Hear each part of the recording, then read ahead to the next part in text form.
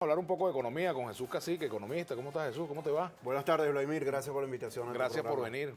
Muy gentil de tu parte. Bueno, gracias por la invitación, por aceptar la invitación. Estos mecanismos que el gobierno ha aprobado, pues, que se anunciaron para hacer frente a la situación de la economía venezolana, el CIMADI, bueno, han tenido su desarrollo en estos días. ¿Cuál es tu evaluación, entre otras cosas? Bueno, el esquema cambiario, pues, que se ha aprobado. Sí, vamos a efectuar una pequeña remembranza. 60 economistas publicamos un documento a principio de año donde manifestamos y plasmamos en el documento una serie de propuestas para el Ejecutivo Nacional, tanto en materia cambiaria, monetaria, fiscal y petrolera. No con la intención de detractar o vejar al gobierno, sino que tomara en consideración el documento, las propuestas que efectuamos diferentes técnicos en el área, ¿no? Pues el gobierno soslayó el documento económico, no tomó en consideración al respecto una serie de propuestas de los economistas y implementó un régimen todo al contrario de lo que debería de haber hecho, ¿no? Vladimir, un país con un control de cambio y un solo tipo de cambio es extremadamente complejo y abstracto administrarlo. Te podrás imaginar ahora con 3 tipos de cambio. CENCOEX 630, que según indicó Nicolás Maduro que iba al 70% de la divisa a CENCOEX. SICAD, no entiendo cómo anuncian un nuevo esquema cambiario y el SICAD no arranca. Paralizado por completo el país. Sector manufactura, sector comercio. O sea, el país lo que está, ¿verdad?, en una crisis económica, atravesando estanflación económica, caída del Producto Interno Bruto, con la mayor inflación del mundo, que cerró el año 2014 en 68,5%. Este año deberíamos estar cerrando y vamos a batir el récord. Vamos a batir el récord de Rafael Caldera, que fue 103.3% en el año 96. ¿Cuánto estimas tú que va a llegar la inflación? Mi estimación está entre 110 y 112% para el año 2015. Y ya te voy a indicar el porqué, ¿no? Y luego, bueno, estableció el CIMADI, que fue como legalizar el mercado paralelo, ¿no? En 170. Y ya está por Ayer 177. cerró en 177 bolívares el CIMADI, ¿no? Pero ya vemos el gaps y la diferencia entre el CIMADI y el mercado paralelo, ¿no? ¿Por qué sube tanto el paralelo? Bueno, sencillamente por porque la falta el gobierno, de oferta de divisa, ¿no? Claro, primero Venezuela está atravesando por una crisis bien importante en materia petrolera.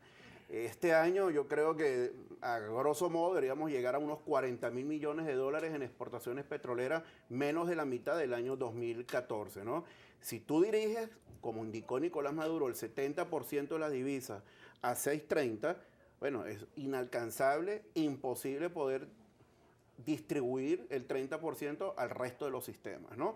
Entonces, obviamente, el CIMADI es un oxígeno, es la válvula de escape de algunos empresarios. El problema es que, el paralelo, pero el problema es que el paralelo no es legal. Entonces, ¿cómo tú puedes contabilizar si tú adquieres divisa en el mercado paralelo? Por ¿no? supuesto. Y una pregunta, Yo recuerdo, ese paralelo, para cerrar el ciclo, yo recuerdo cuando dijo Rafael Ramírez que el SICAD 2 iba a pulverizar el mercado paralelo. Eso fue una experiencia nefasta. Y el señor Rafael Ramírez pulverizó la economía. Lo que nos generó fue grandes desequilibrios, fuga de capitales y un control de cambio que ha generado una corrupción, pero impresionante. Y lo repito en tu programa, no son 20.000 o 25.000 millones de dólares que hay que investigar por el caso de Cadivi. Hay que investigar es el caso de Fonden, del Fondo de Desarrollo Nacional, que fue establecido en el año 2015, 2005, y ha recibido 119.000 millones de dólares. Allí es donde tiene que ir la investigación. Volviendo al tema del dólar paralelo, ¿cuán arbitrario es la fijación de ese dólar paralelo?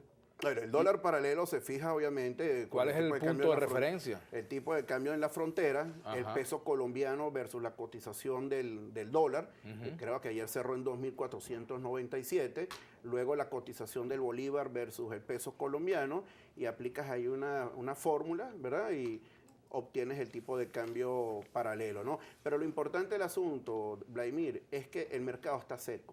El mercado está sin oxígeno de divisas, ¿no?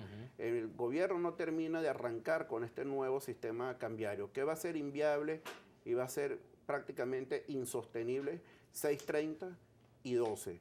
¿Por qué? Porque los controles de cambio generan es corrupción, fuga de capitales y caída de las reservas internacionales. Ahora, ¿qué sugieres tú? ¿Eliminación de control de cambio de una vez?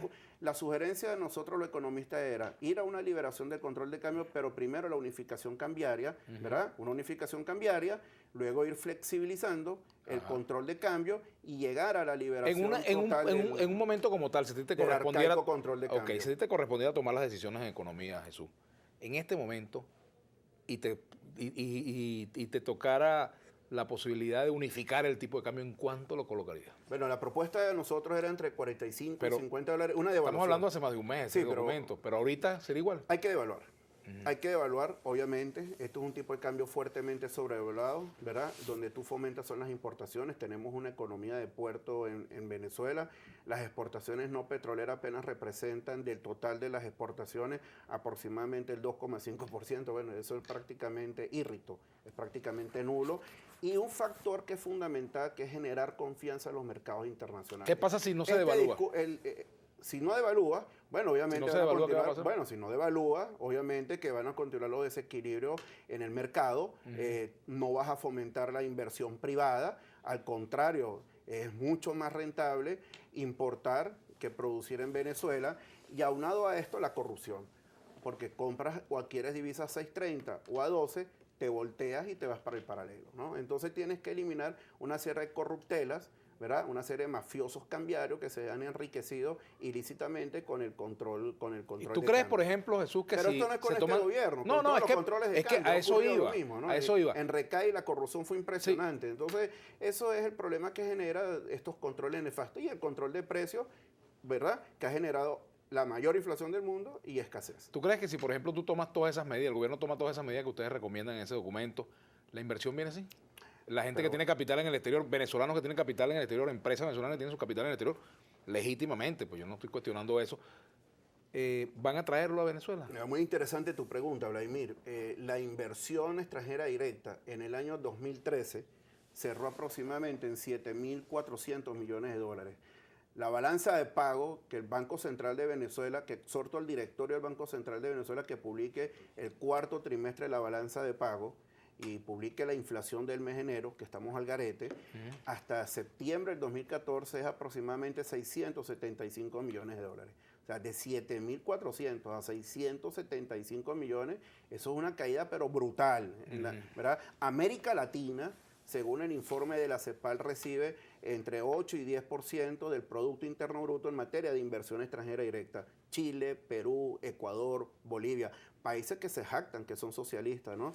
Pero socialistas relativamente. Venezuela apenas el 1,8% en materia de inversión extranjera directa. O sea, imposible, ¿verdad? Sin un flujo de ingresos de divisas y un país que está atravesando esta inflación económica, que es caída del Producto Interno Bruto con una alta inflación, poder reactivar el aparato productivo en Venezuela. Y el factor confianza es fundamental. Este discurso hostil, agresivo, irreverente del gobierno central, precisamente del presidente Nicolás Maduro. Vamos a hablar cómo son las cosas, ¿no? Que todos los días está atacando al sector privado, que es el culpable de la caída de la economía o la guerra económica. No es guerra económica, Vladimir, lo que hay es una guerra cambiaria. Porque quien maneja el grueso de la divisa, que son las exportaciones petroleras, y quien las administra, quien las distribuye, es el gobierno central. Entonces, ¿cuál es la guerra económica? La guerra económica que tiene es un control de precios arcaico, primitivo, que no te permite, ¿verdad?, de alguna forma u otra ajustar precios. Tienes un control de cambio, ¿verdad?, que lo que ha generado son corruptelas. Eso lo indicó Jorge Giordani en su carta, cuando lo retiraron del gobierno central, que por cierto Jorge Giordani destruyó el aparato productivo, destruyó el mercado de capitales, etcétera, ¿no? Entonces yo creo, Vladimir, que los controles al final del ciclo son arcaicos, decimonónicos y primitivos, ¿no? Tienes que ir a una libertad económica. En la medida que tengas libertad económica, fomentas la producción, generas empleo. Y eso tiene costo social. ¿Cómo se paga ese costo social? ¿Cómo se resuelve eso? En economía, no hay almuerzo gratis. Todos los subsidios o las subvenciones tienen una contrapartida fiscal. Contrapartida fiscal que cancela y que tiene que pagar todos nosotros los venezolanos a través de impuestos. Entonces esto, ¿verdad?, de que vamos a incrementar las misiones, ¿verdad? ¿De dónde obtienes tú los recursos? Pues de impuestos, de devaluación, de endeudamiento que genera inflación. Vladimir, el año pasado la inflación en alimentos fue 102.2%. ¿Qué bolsillo de algún venezolano con salario mínimo, una familia con 3 salarios mínimos, pueda tolerar una inflación en alimentos del 102.2%? Esto no es guerra económica, sino sencillamente es un gobierno que las políticas económicas son erradas y no está dispuesto a dar un giro diametralmente en materia económica. Tenemos que hacer una pausa. Al retorno regresamos acá a conversar con el economista Jesús Cacique. Al retorno regresamos. Estoy diciendo yo una redundancia aquí. Ya venimos.